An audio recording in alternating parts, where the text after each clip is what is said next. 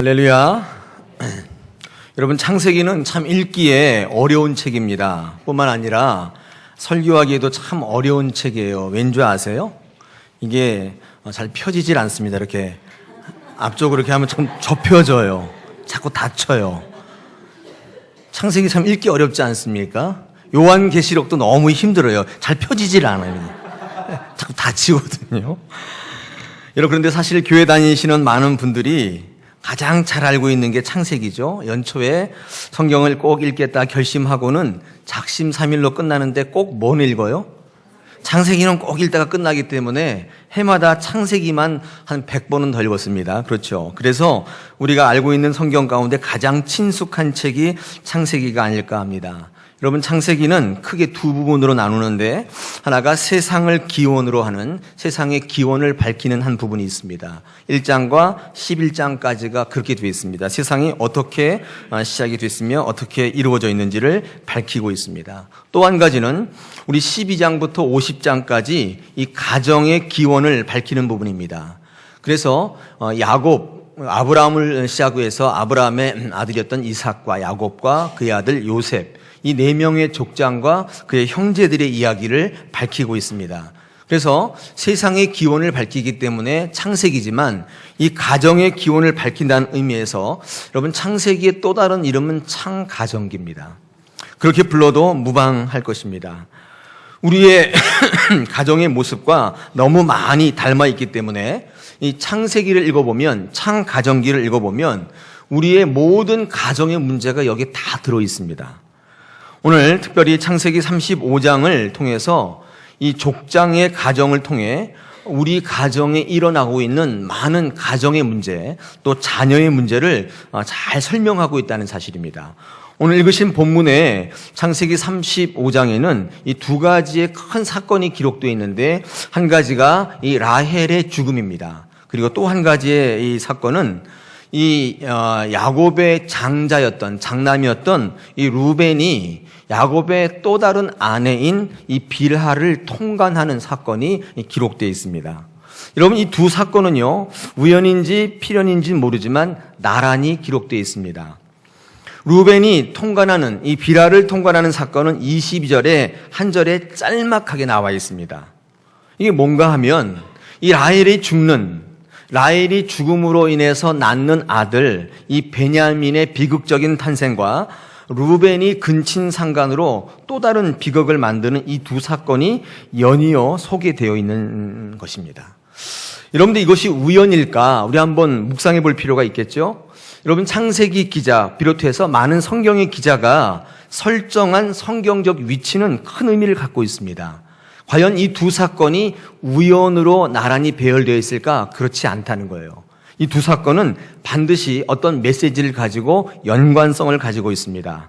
오늘 5월을 맞이해서 우리 가정을 세우라는 그런 주제의 말씀을 가지고 오늘 이 야곱의 가정의 역기능적인 모습을 바라보면서 우리에게 주시는 하나님의 메시지를 함께 같이 묵상하며 은혜를 나누고자 합니다.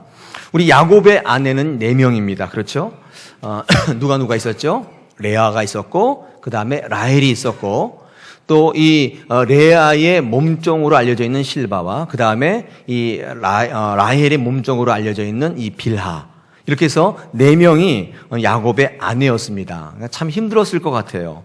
한 명 모시고 사는 것도 이처럼 힘든데, 이런 4명을 모시고 살려고 그러면 굉장히 힘들었겠죠.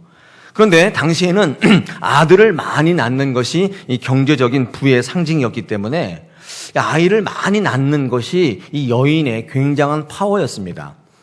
그래서 어떻게 하면 아들을 많이 낳을까 고민하고 또 굉장히 많은 그 관심을 기울이고 노력했던 부분들이 있죠. 왜냐하면 아들은 노동력이고 생산력이었기 때문에 아들을 많이 낳는 여인이 우대를 받고 사랑을 받고 존귀 여김을 받는 시대였습니다.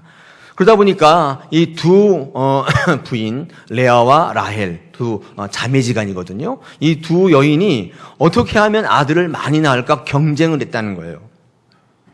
그래서 그 남편의 사랑을 독차지하려고, 남편의 사랑을 독차지해야 아들을 낳지 않습니까? 그러기 위해서 수많은 아들 낳기 경쟁을 벌였습니다.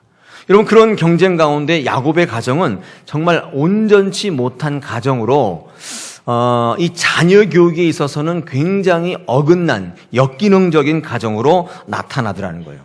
여러분, 이 아들 낳기 경쟁이 물론 이 여인들에게는 남편의 사랑을 받기 위한 수단이었지만 그 자녀들은 이런 경쟁에 무관심으로 방치되면서 이 자녀들의 성장에는 역기능적인 면이 너무나 많이 이 가정에 나타나더라는 거예요.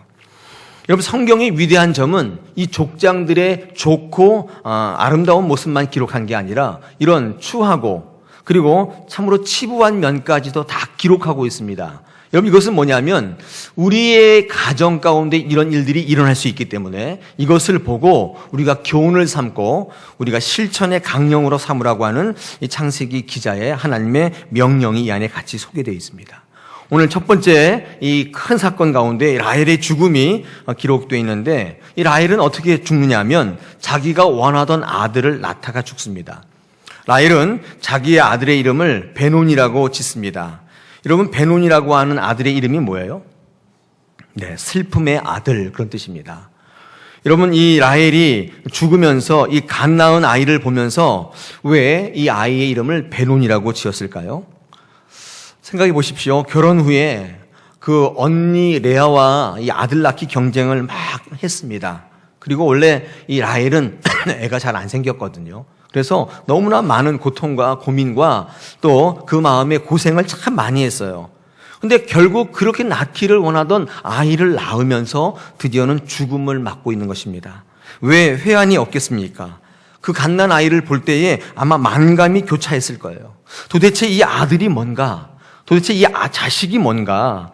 이 자식이 뭐길래 내가 그토록 피를 나눈 언니 이 레아와 이 경쟁을 벌이다가 이렇게 아이를 낳다가 죽을 수밖에 없는가? 그 모든 것이 덧없구나. 여러분, 그런 라헬의 이 고백이 그 베논이라고 하는 이름에 섞여 있는 것입니다. 그것만 아니었다면 언니 레아와 참 사이좋게 행복하게 살았을 텐데 도대체 한 남자의 사랑이 뭐길래 그것을 독차지하려고 그런 덧없는 경쟁을 벌였을까? 여러분, 이 후회와 회한이 이 죽는 순간에 그 아이를 보면서 밀려오더라는 거예요. 그래서 그 아이의 이름을, 어떤 부모가 아이의 이름을 짓는데 슬픔의 아들이다 그렇게 짓겠습니까? 여러분, 이 아이의 이름에 그 라헬의 인생의 고백이 섞여 있는 것입니다. 여러분, 성경은 이 베논이를 낳을 때 이 라헬이 난산이었다. 오늘 성경은 그렇게 이야기하고 있거든요. 이게 뭐예요? 아들을 낳고 싶은 심정에 어떻게 한 거예요? 무리하게 임신을 했고 무리하게 지금 출산을 하고 있는 것입니다. 여러분, 이것이 화근이었어요. 우리가 인생을 살아가다 보면 항상 그렇지 않습니까? 뭐든지 욕심이 화를 부르는 거예요. 우리 야고보서 1장 15절에 보니까 욕심이 잉태한 즉 죄를 낳고 죄가 장성한 즉 사망을 낳는다. 그렇게 기록하고 있습니다. 라헬은 레아와 아들 낳기 경쟁을 벌이면서 정말 많은 고생을 했는데 이 아이를 많이 낳는 게 인생의 성공인 줄 알았어요. 성경을 읽어보시면 오늘 본문은 아니지만 창세기 30장에 이 라헬이 자기 뜻대로 애가 안 생기고 또 그렇게 되니까 이 말을 막 합니다. 이런 말을 해요. 창세기 30장 1절에 보니까 라헬이 애가 안 생기니까 너무 화가 나서 그 남편 야곱에게 이런 말을 해요. 창세기 30장 1절에 보니까 그렇게 적혀 있더라고요. 라헬이 자기가 야곱에게서 아들을 낳지 못함을 보고 그의 언니를 시기하여 야곱에게 이르되 내게 자식을 낳게 하라. 그렇지 아니하면 내가 죽겠노라. 자기 입으로 이런 얘기를 해요.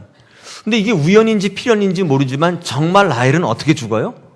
아이를 낳다가 죽는다 그 말이에요. 오늘 성경의 말씀과는 조금 다른 의미지만 여러분, 우리 30장을 읽어볼 때 귀한 교훈을 얻게 되지 않습니까? 여러분, 라헬은 자기 입으로 뱉은 것처럼 자식을 낳다가 죽게 된다고요. 여러분, 어떤 교훈을 얻게 돼요? 절대로 말을 함부로 하시면 안 된다는 거예요. 아무리 배고파도 배고파 죽겠다 이렇게 하시면 안 돼요. 그럼 정말 배고파서 죽게 될지도 몰라요. 그럼 어떻게 얘기해야 돼요? 배고파서 살겠다 이렇게 얘기하셔야 돼요.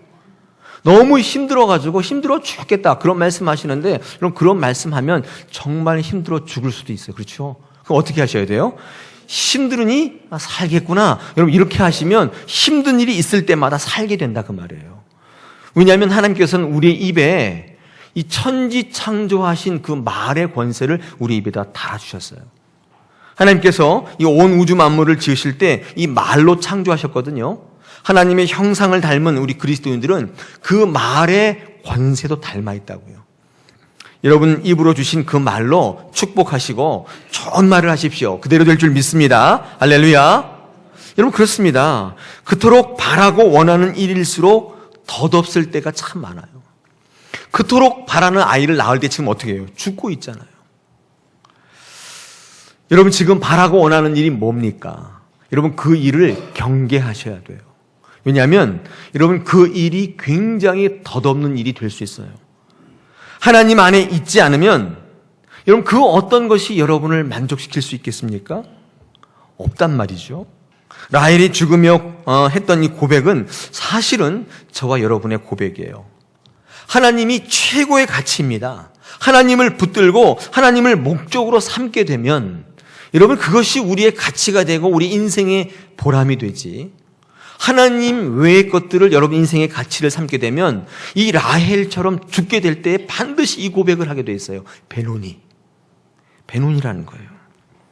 오늘 이 설교를 들으시는 여러분, 여러분의 인생의 가치가 추구하는 목적이 뭔지를 한번 살펴보시는 시간 되기를 축원합니다.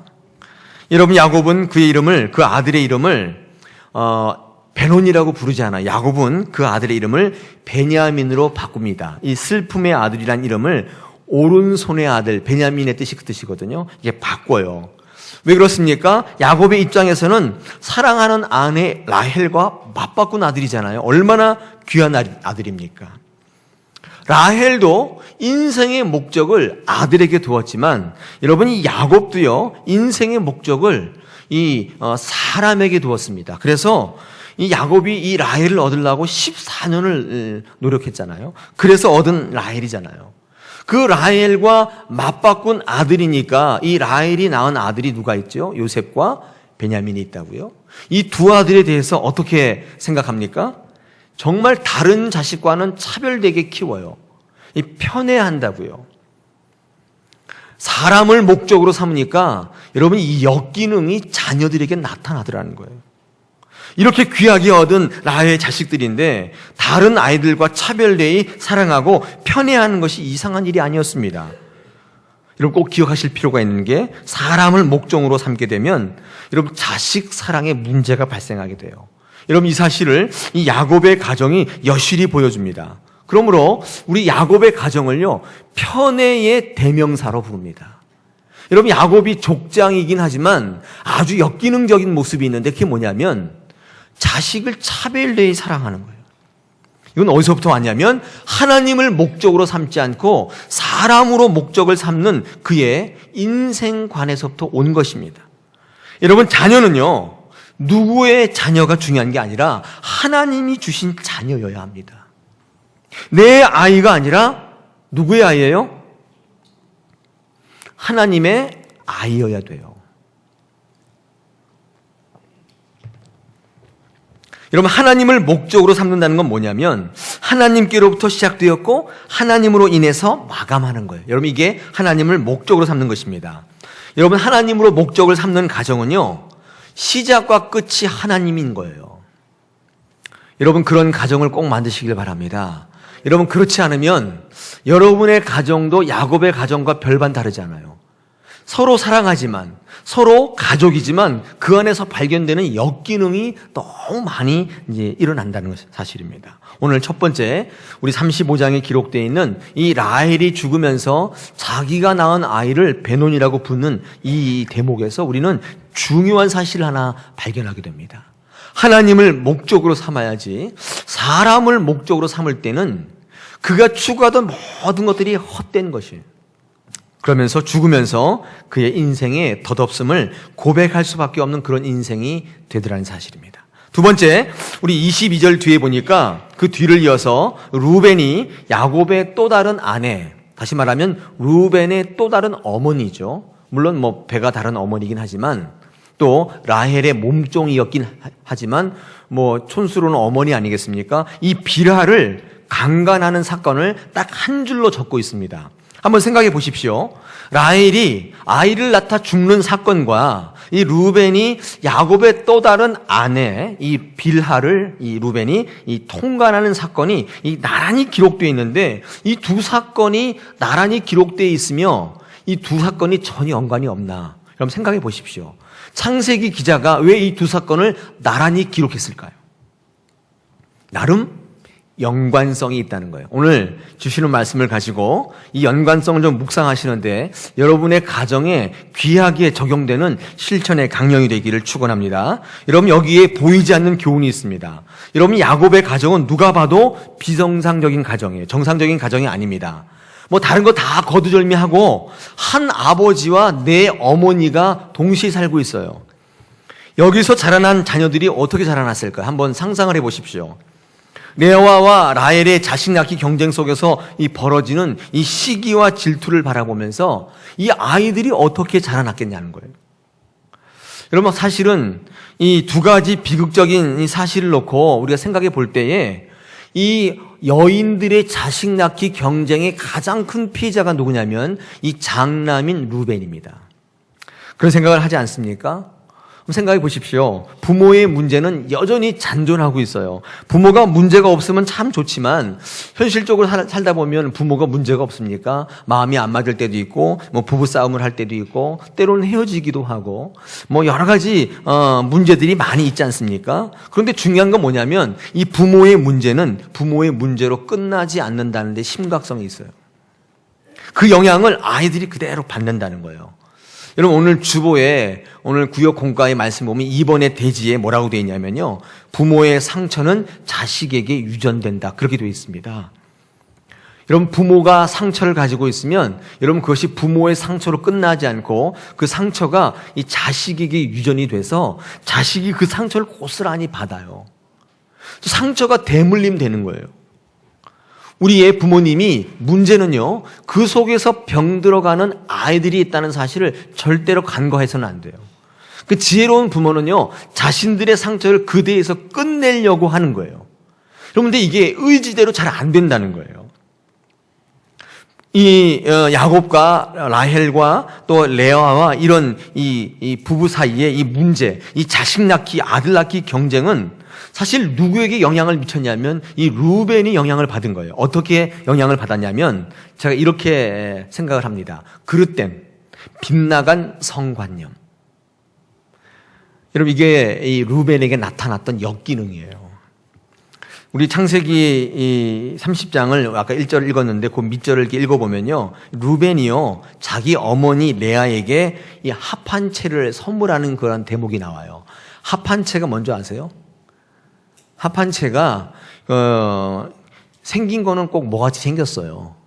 이제 여러분 인터넷을 뒤져서 한번 쳐보면 이렇게 풀 모양인데 약간 남성의 성기를 닮아 있어요. 그리고 또 하나 이 합 한 채는요. 고대인들이 성욕을 촉진시키고 불임 여성들의 이 수태력을 증진시키는 이 신비한 효능이 있다고 믿어왔고 지금도 중동 지역에서는 이거 사랑의 묘약으로 쓰이고 있는 그런 풀입니다. 합 한 채인데 여러분 이것을 루벤이 그 어린 나이에 그것을 캐다가 자기 어머니에게 주는 거예요. 생각해 보십시오. 장난감을 가지고 놀고 뛰어놀고 꿈을 꾸어야 할 나이에 이런 루벤의 관심은 오로지 아이를 낳는 거예요. 성관계에 있었단 말이에요. 이게 이상하지 않습니까? 루벤은 장남이었기 때문에 처음 얻은 아들이잖아요. 얼마나 사랑스럽겠습니까? 부모의 축복과 귀여움을 독차지해야 되는데 여러분 이 라헬과 레아의 이 자식 낳기 경쟁에 이 아이는 패대기 쳐 있는 관심 밖에 있었기 때문에 그는 병들어갔습니다.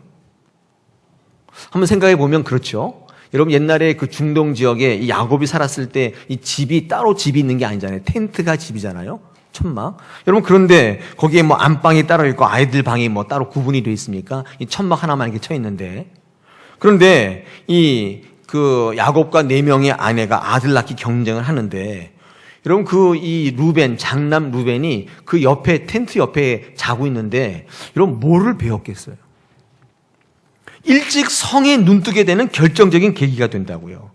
여러분, 그 성이 축복이고 사랑이면 괜찮은데, 여러분, 루벤에게 있어서 이 성은 분노이고 증오였어요. 아이를 낳기 위한 일종의 수단에 불과했다고요. 자, 이런 상상을 해봅니다. 이 루벤의 엄마는 레아잖아요. 레아거든요. 근데 야곱이 유독 사랑했던 여인은 라헬이었다고요. 그러니까 아버지와 늘 잠자리를 같이 하는 건 누구예요? 라헬이란 말이에요. 자기 어머니 레아는 밤마다 아버지와 잠자리를 같이 못하기 때문에 늘 흐느껴 울었다고요. 밤마다 흐느껴 우는 자기 어머니 레아를 바라보면서 여러분, 루벤이 어떤 생각을 했겠어요? 우리 어머니의 불행은 다 누구 때문이에요? 저 라헬 때문이다. 그리고 우리 어머니를 선택하지 않는 아버지가 야속하고 아버지가 참 믿기만 했어요. 이 루벤은 자라나면서 어머니가 밤마다 우는 모습을 보면서 라헬에 대한 적개심과 분노심이 커져갔고, 이 아버지 야곱에 대해서 이 미운 마음이 자꾸 커졌단 말이에요. 여러분, 사실 이 루벤이 겁탈한 비라는 이 라헬의 몸종이라는 것에 여러분 주목하실 필요가 있어요. 생각 같아서는 누구를 겁탈하고 싶었어요? 라헬이었단 말이에요. 그런데 라헬은 아버지가 사랑하는 부인이잖아요. 근데 이 비라는 라헬의 몸종이니까 만만한 게 비라죠. 여러분, 사실 비라가 아름다웠고 탐났기 때문이 아니에요. 아버지에 대한 분노, 라헬에 대한 이 적개심이 비라에게 폭발하는 거예요, 사실은. 여러분, 창세기 이 두 사건, 라헬이 아들 낳기 경쟁을 하다 죽는 사건과 루벤이 라헬의 몸종이었던 비라를 겁탈하는 사건은 여러분 연관성이 있어요. 이게 뭐예요? 단순히 간음의 문제, 강간의 문제인가? 그렇지 않다는 거예요. 원인과 결과입니다. 가정의 문제였고 자녀 교육에 대한 성경적 교훈이에요. 건강하지 못한 부부 관계에 대한 이 시대에 주시는 하나님의 경계의 말씀. 오늘날 우리 가정에 일어나고 있는 빗나간 자녀 교육과 가족에 대한 이 경고의 말씀이라는 사실에 큰 의미가 있습니다. 어쩌면 이 루벤이 비라를 강간하는 사건은 이미 예고된 그 가정의 비극이었다고요. 누가 이 루벤에게 돌을 던질 수 있어요? 누가? 여러분, 이 루벤은 그 이후에 12지파 속에서 쓰임받지 못합니다. 장남의 역할을 하지 못해요. 이 야곱의 저주를 받죠.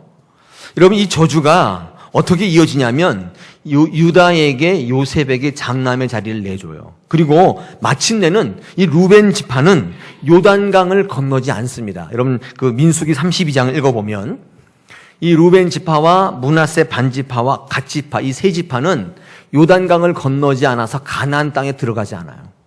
여러분, 가나안 땅에 들어가지 않는다는 뜻은 뭐예요? 하나님의 구원함과 구속함에 제외됐다. 그런 영적인 뜻을 가지고 있어요. 왜 이런 모습이 나타납니까? 이 루벤은 장남이었지만 비정상적인 가정에, 하나님을 목적으로 삼는 가정에 그 영향을 받지 않고 부모가 전부 다 사람을 목적으로 삼는, 세상을 목적으로 삼는, 노동력과 생산력을 목적으로 삼는 그런 가정의 제1번의 피해자였기 때문에 그렇습니다. 이런 비정상적인 가정의 모습은 나중에 어디서 터질지 몰라요. 여러분, 우리의 가정의 모습을 한번 돌아보십시다.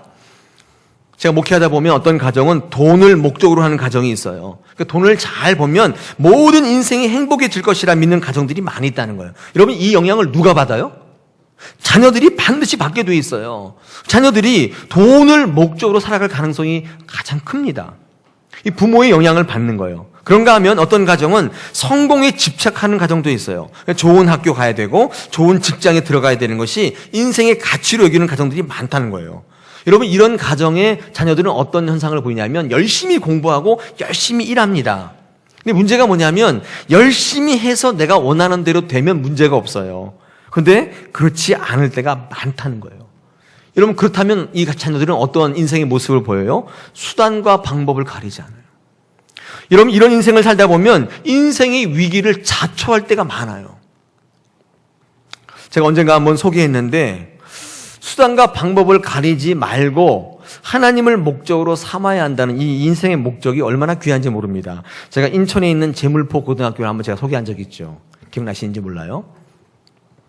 제가 이게 인터넷 뒤져보니까 이 고등학교는 지금 50년째 이 전통을 지금도 그렇게 하고 있대요. 뭐냐면 무감독 시험. 50년 전에 아마 어떤 교장 선생님이 인천재물포고등학교의 감독은 시험은 전부 다 무감독이다. 이렇게 아마 선포한 모양이에요. 그래서 애들이 뭐 난리가 났겠죠. 뭐 컨닝할 수 있는 절호의 기회가 온 거 아니에요?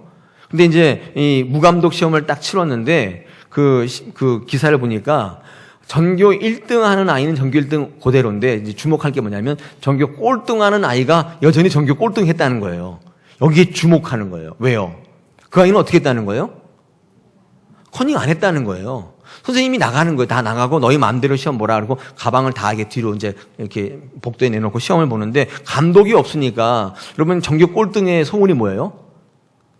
전교 꼴등에서 한 단계 올라가는 거 아니에요. 그게 소문이지 않습니까? 그냥 옳다구나 땡이로구나 이때가 기회다. 그리고 몇 가지 베꼈으면 꼴등 면할 수 있는데 여전히 똑같이 그 아이가 꼴등했대. 그 교장 선생님이 감동을 하는 거예요. 1등한 아이에게 장학금을 주는 건 뭐 물론이거니와 장학금을 누구에게 줬냐면 그 꼴등한 아이에게 장학금을 줬대요. 그게 상허 장학금이라는 지금도 있더라고요. 그 고등학교 아이들은 전교 꼴등 하려고 애를 쓰는 장학금을 주니까. 왜냐하면 전교 꼴등한 아이가 늘 꼴등하는 거예요. 이런 기사가 동아일보에 났더라고. 제가 한번 읽어드리겠습니다. 무감독 고사는 양심을 키우는 우리 학교의 자랑입니다. 우리는 무감독 고사의 정신을 생명으로 압니다. 양심은 나를 성장시키는 영혼의 소리입니다. 양심을 버리고서는 우리는 성장할 수 없습니다. 양심의 1점은 부정의 100점보다 명예롭습니다. 세상을 보는 맑은 창이 되겠습니다.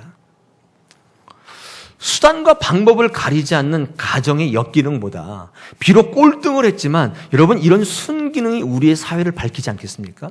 여러분의 영혼을 하나님 앞에 온전한 가정으로 세우지 않겠습니까? 저는 이 설교를 준비하면서 우리 다사랑의 모든 가정이 아무리 어려워도 아무리 세상이 그렇다 하더라도 하나님을 목적으로 삼는 그런 가정이 되었으면 좋겠다. 저는 그렇게 기도했습니다. 하나님의 길이 아니라면 가지 않는 가정, 좀 더디 가고 늦게 가더라도 하나님의 방법을 성취하는 것이 가장 최고라고 믿는 가정. 여러분 이런 가정이 하나님을 목적으로 삼는 가정이에요. 저는 이런 가정이 많아졌으면 좋겠습니다. 할렐루야. 여러분 가정이 이렇게 되시기를 축원합니다. 할렐루야. 좀 이럴 때 아멘 크게 하시면 덧납니까? 그런 가정이 되었으면 좋겠습니다. 할렐루야. 네, 꼭 옆구리 찔러서 저를 받아야 됩니다. 여러분 돈과 좋은 학교와 출세와 좋은 직장을 목표로 삼는 동안 우리가 잊지 말아야 할 게 있어요. 그게 뭐냐면 내 가정은 안전한가? 내 자녀는 안전한가? 건강한가? 놓치지 말아야 될 부분입니다. 여러분 자녀들이 어떤 영향을 받고 있습니까? 우리가 살아가는 이 시대는 사람을, 세상을, 성공을, 돈을 목적으로 하는 그런 목적으로부터 하나님을 목적으로 삼는 가정으로의 전환이 무엇보다 절실히 요구되는 시대입니다. 저는 성경 읽다가 다윗을 많이 주목하는 편인데 여러분 다윗도요 그런 케이스 중에 하나입니다. 루벤과 마찬가지로 비정상적인 가정에서 자랐어요. 정상적인 가정이 아니었습니다. 부모로부터 버림받은 아이가 이 다윗이었습니다. 그는 늘 혼자였어요. 제가 추측해서 하는 말이 아니라 우리 시편 27편 10절에 이 27편이 다윗이 지은 시편인데 거기에 다윗이 뭐라고 고백하냐면 이렇게 고백하죠. 내 부모는 나를 버렸으나. 뭐라고요? 내 부모는 나를 버렸으나 여호와는 나를 영접하시리다. 여러분 아버지가 이 다윗을 버린 건 아시죠? 이새가. 그렇죠? 이 사무엘이 이 사울 왕 이어서 차기 왕을 고르는데 안수하는데 이새의 집에 찾아왔는데 이 7평은 다 소개하면서 이 8째 아들 이 다윗은 소개하지 않아요. 사무엘이 막내는 어딨냐? 들판에 있다. 부르지도 않아요. 여러분 아버지에게 선택받은 거예요? 버림받은 거예요? 버림받았다고요. 그런데 성경을 읽어보면 이 다윗의 어머니에 대한 기록은 없어요. 아무리 뒤져봐도 없어요. 여기 딱 한 군데 있습니다. 부모. 다윗의 부모가 다윗을 버렸다는 거예요. 여러분 그럼에도 불구하고 다윗이 들어 쓰임 받을 수 있었던 이유가 뭐냐면 하나님을 목적으로 삼는 그의 삶의 중심이 있었기 때문입니다. 여러분 그럴 때에 이 다윗의 모든 열악한 환경이 그에게 장점이 되더라는 거예요. 여러분 생각해 보십시오. 하나 예를 들면 이 다윗의 물맷돌 던지는 실력을 한번 여러분 묵상해 보십시오. 사무엘상 17장 48절 49절에 보니까 이 다윗이 물맷돌을 던져가서 골리앗을 쓰러뜨리는 장면을 어떻게 소개하고 있냐면 사무엘상 17장 48절 제가 읽어봐 드릴 테니 들어보십시오.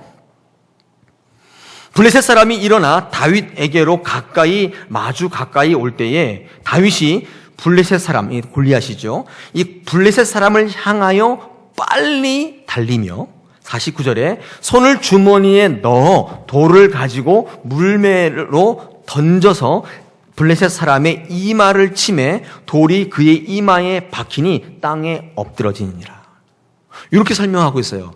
이렇게 가만히 서 있고 물매를 던져서 이렇게 던진 게 아니에요. 이 다윗이 막 뛰어가면서 동시다발적으로 손에서 이 돌을 꺼내가지고 이 물매에다 딱 걸어가지고 돌리면서 달려가면서 던진 거예요.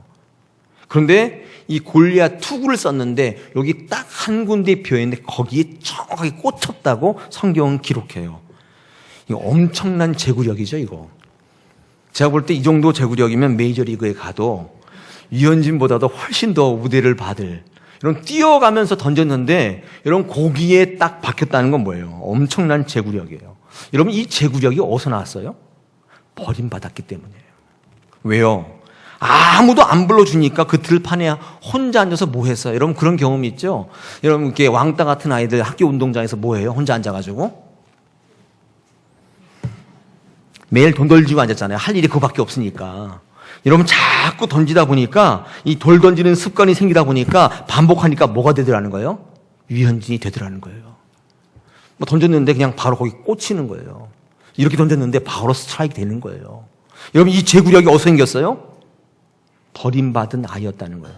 여러분 이 버림받은 아이였는데 하나님이 함께 하시고 하나님이 목적으로 되니까 여러분 그 버림받음이 돌 던짐이 그의 장점이 되더라는 거예요. 여러분 그뿐입니까? 하나님만 의지하는 다윗의 특유의 신앙의 파워가 어디서부터 왔어요? 놀라지 마십시오. 이것도 버림받았기 때문이에요. 들판에 혼자 있다 보니까 무섭고 두려울 때가 참 많은데 아무리 핸드폰을 쳐도 아무도 안 오는 거예요. 여러분 두렵고 무서울 때 사자와 곰이 찾아올 때 어떻게 합니까? 의지할 이 하나님밖에 없으니 하나님만 붙잡는 거예요. 하나님 붙들고 목적 삼으니까 환경과 조건이 아무리 열악하더라도 하나님이 그 모든 것을 받고 선으로 만들어 주시더라는 거예요. 합력하여 선을 이루시는 하나님이 그에게 오시더라는 거예요. 여러분 그것이 다윗의 능력이 되었어요. 여러분 가족이 분명 귀한 것입니다. 그런데 하나님 안에 있을 때 하나님을 목적으로 삼는 가정일 때 그 가정의 창조적 의미가 살아나요. 여러분 가정이 하나님을 목적으로 삼는 가정이 되십시오. 돈을 목적으로 삼지 마십시오. 세상의 출세와 세상의 명예를 목적으로 삼지 마십시오. 그렇다면 여러분 야곱과 라헬에게서 보여지는 역기능이 여러분 가정에 있을 수밖에 없어요.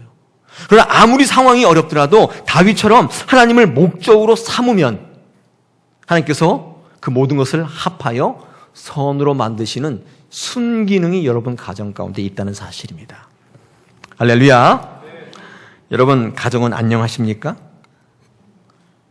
대답해 보세요. 안녕하세요? 네, 그렇지 못하시다면 오늘 하나님으로 목적을 삼는 방향을 전환하십시오. 이 자리에서 결단하셔야 돼요. 여러분 자녀를 하나님 섬기는 자녀로 만드십시오. 여러분의 자신을 하나님을 섬기고 하나님께 가치를 두는 그 목적으로 전환하십시오. 아직도 늦지 않았습니다. 하나님께서는 그것을 통해 여러분의 가정을 귀히 세우시고 하나님 보시기에 아름다운 가정을 만드시기를 지금도 원하고 계십니다. 할렐루야.